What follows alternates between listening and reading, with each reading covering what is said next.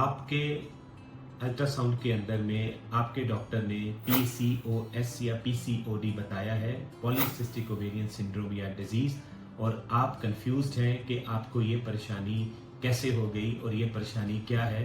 तो आइए बात करेंगे पीसीओएस के बारे में। तो सबसे पहले ये जानना है कि पीसीओएस का मोटा मोटा मतलब होता है कि आपके अंदर जितने एग आपकी एज पे होने चाहिए, आपके अंदर आपकी हम उम्र लड़की से वो एग का नंबर ज़्यादा है। तो मोटे रूप में आप हमेशा ध्यान रखें कि पीसीओएस की मेन वजह है कि आपके अंदर एग का ज़्यादा होना। अब ये एग का ज़्यादा होना आपके लिए कैसे प्रॉब्लम क्रिएट करता है, ये भी समझिए कि जैसे ही किसी भी फीमेल का पीरियड शुरू होता है तो पीरियड के सेकेंड थर्ड डे पे आपके ब्रेन से केमिकल निकलता है जो खून के रास्ते आपकी ओवरीज अंडेदानियों में जाके एग बनाता है, और ये निकलता है एक आम फीमेल के हिसाब से बात करें तो 6 से 8 अंडे एक साइड पे और 6 से 8 अंडे दूसरी साइड में।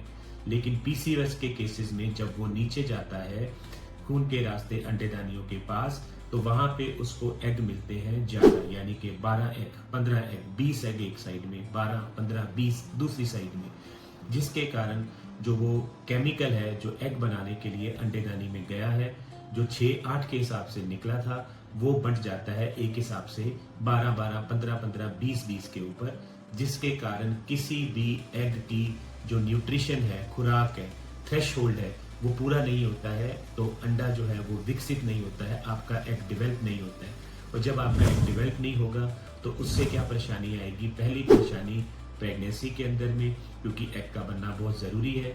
दूसरी परेशानी है कि आपके हार्मोन्स जो है वो इम्बैलेंस होंगे, जिसके कारण आपके पीरियड्स और दूसरी परेशानियां बढ़ जाएंगी। आपको ये समझना है कि अगर आपके डॉक्टर ने या फिर आपने अगर पढ़ा है कि आपकी अंडेदानियों के अंदर में बहुत सारे छोटे छोटे पानी से भरे हुए सिस्ट हैं, तो ये समझना है कि वो सिस्ट नहीं है, वो बेसिकली आपके एग के ही फॉलिकल्स हैं जो आम फीमेल से ज़्यादा है, और वो एग्स जो है उसके ऊपर न्यूट्रिशन जो है जो ब्रेन से निकल रही है वो पूरी नहीं पड़ती है। और बिल्कुल सरल भाषा में आपको समझाता हूँ कि मान लीजिए आज आपके घर के अंदर 5 मेहमान आने हैं और आपने 5 का खाना का इंतज़ाम कर लिया है घर के अंदर। हर आदमी अपने साथ 2-2 बंदों को और पकड़ कर ले आया, तो शाम को आपके घर के अंदर में आ गए 15 जने, लेकिन आपने खाना तैयार किया था 5 जनों का।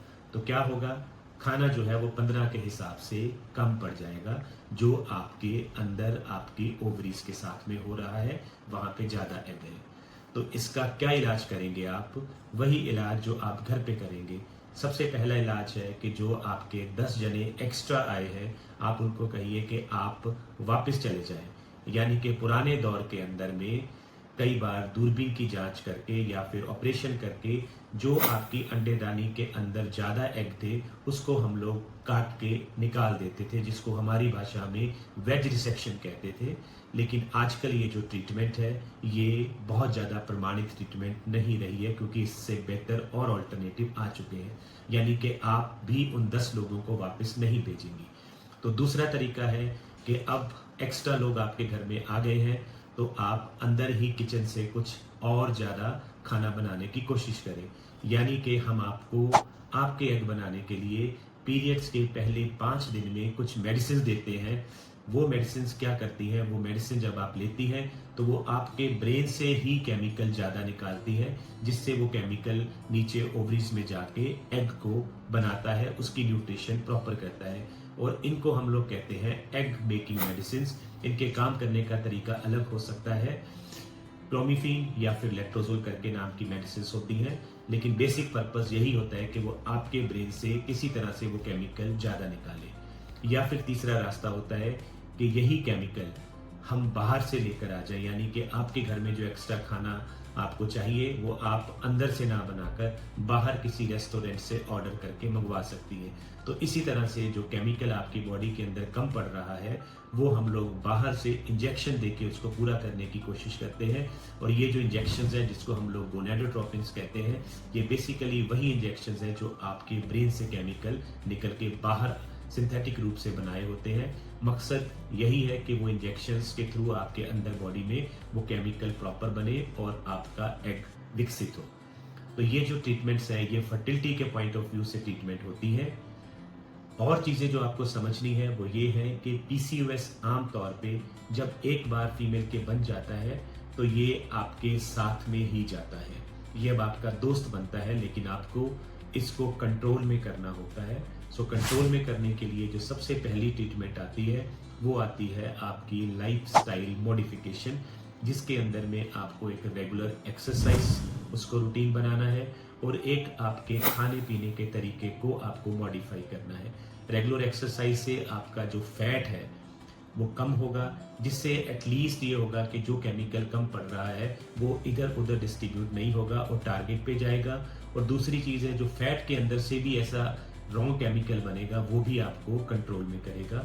और दूसरे खाने पीने के अंदर में आपको फ्राइड चीज़ें, प्रोसेस्ड फूड ये कम खाने हैं, हाई शुगर डाइट्स कम खानी है, उसकी जगह पे आपको फोकस करना है एक रेगुलर हेल्दी डाइट के ऊपर में।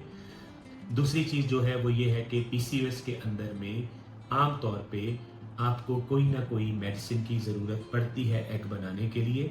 और अगर आप अपने वेट को कंट्रोल करती हैं, उसको रेगुलर लेवल पे लेके आती हैं, तो कुछ चांसेस होते हैं कि आपके पीरियड्स रेगुलर हो और आपको शायद मेडिसिन की ज़रूरत ना पड़े।